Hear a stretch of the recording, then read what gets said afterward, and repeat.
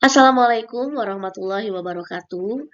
Perkenalkan, saya Desi Indriani dari SMP Negeri 1 Ngamprah akan berbagi praktik baik mengenai optimalisasi Padlet dan Canva untuk pembelajaran kolaboratif pada mata pelajaran Bahasa Indonesia kelas 9. Topik yang saya pilih adalah mengubah petikan cerpen menjadi teks prosedur. Situasi Pembelajaran Bahasa Indonesia kelas 9 menuntut siswa memiliki kemampuan literasi yang lebih tinggi, termasuk mengolah teks naratif menjadi bentuk teks lain. Salah satunya adalah keterampilan mengubah petikan cerpen menjadi teks prosedur, yang memerlukan kemampuan memahami unsur cerita, mengidentifikasi kegiatan tokoh, lalu menyusunnya menjadi langkah-langkah yang runtut, logis, dan sesuai kaidah teks prosedur. Namun pada kenyataannya banyak siswa yang masih kesulitan, mereka mampu menceritakan kembali cerpen, tetapi belum mampu mengekstraksi kegiatan menjadi langkah-langkah prosedural. Mereka cenderung bingung membedakan bagian cerita dan bagian kegiatan yang bisa diubah menjadi instruksi. Cara berpikir mereka masih bersifat naratif, bukan instruksional. Nah, praktik ini penting untuk dibagikan karena transformasi teks seperti ini melatih penalaran kritis, menumbuhkan kreativitas, memperkuat kemampuan menulis fungsional dan relevan dengan kehidupan nyata, misalnya membuat panduan, instruksi penggunaan alat, ataupun resep. Sebagai guru bahasa Indonesia, peran dan tanggung jawab saya adalah mendesain pembelajaran mendalam berbasis PJBL atau Project Based Learning dan kolaboratif, memfasilitasi siswa menemukan pola berpikir runtut, menyediakan media digital seperti Padlet dan Canva agar pembelajaran lebih bermakna dan interaktif, membimbing dan memastikan semua siswa mengalami proses belajar yang mindful, bermakna, dan berkesadaran. Tantangan yang pertama, kemampuan analisis yang beragam. Sebagian siswa mengalami kesulitan mengidentifikasi kegiatan tokoh dalam cerpen. Ada yang hanya fokus pada alur cerita sehingga tidak menangkap bagian tindakan yang bisa diubah menjadi langkah-langkah prosedur. Yang kedua, rendahnya keterampilan menulis terstruktur. Siswa belum terbiasa menulis berdasarkan struktur tujuan, bahan atau alat, langkah-langkah. Banyak yang masih menulis dalam bentuk paragraf naratif panjang. 3. Minimnya pemahaman ciri kebahasaan teks prosedur, siswa masih bingung menggunakan kata kerja imperatif, konjungsi kronologis, ataupun kata teknis. Yang keempat, keterbatasan waktu pembelajaran. Transformasi teks cukup kompleks, membaca cerpen, menganalisis, berdiskusi, menulis, mengedit, lalu mempresentasikan. 5. Adaptasi dengan media digital. Tidak semua siswa familiar dengan Padlet dan Canva, sehingga perlu waktu untuk adaptasi teknis. Nah, pihak-pihak yang terlibat dalam menghadapi tantangan ini adalah guru, siswa, teman sebaya, dan rekan guru. Guru di sini sebagai perancang dan fasilitator pembelajaran. Siswa sebagai pelaku utama yang belajar, berdiskusi, dan berkolaborasi.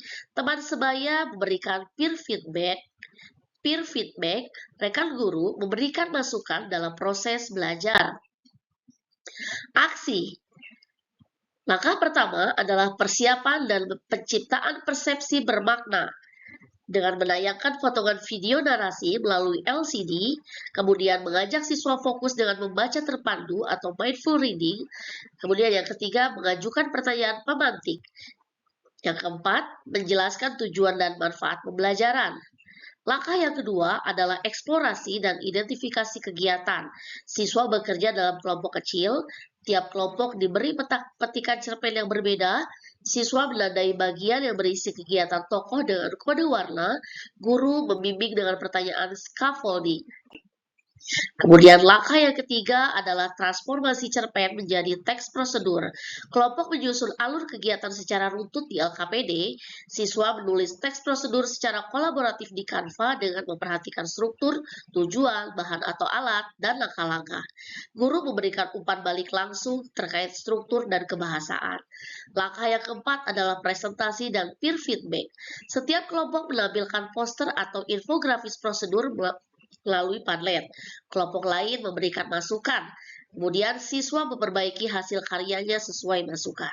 Langkah yang kelima, refleksi berkesadaran.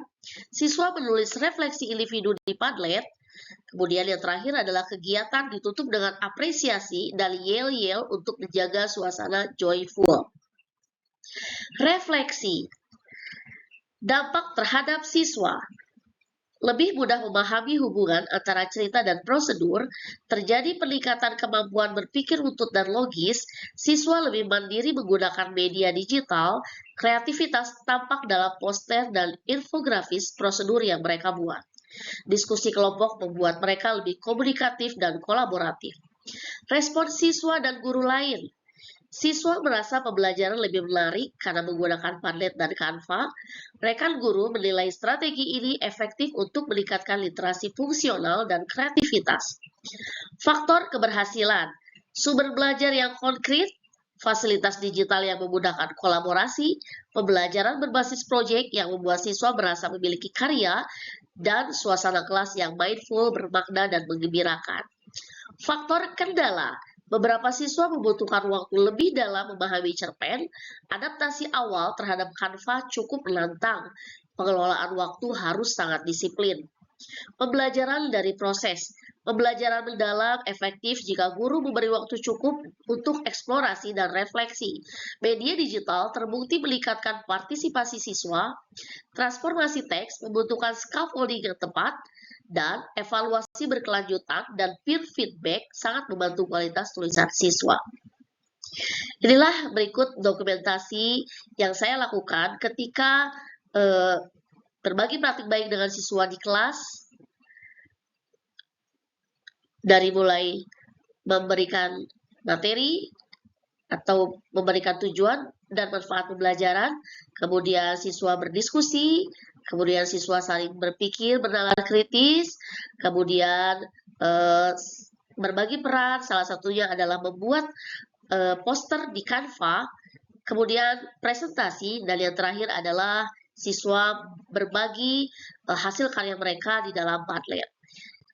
Ya, sekian berbagi praktik dari saya. Mohon maaf apabila ada kesalahan. Terima kasih. Assalamualaikum warahmatullahi wabarakatuh.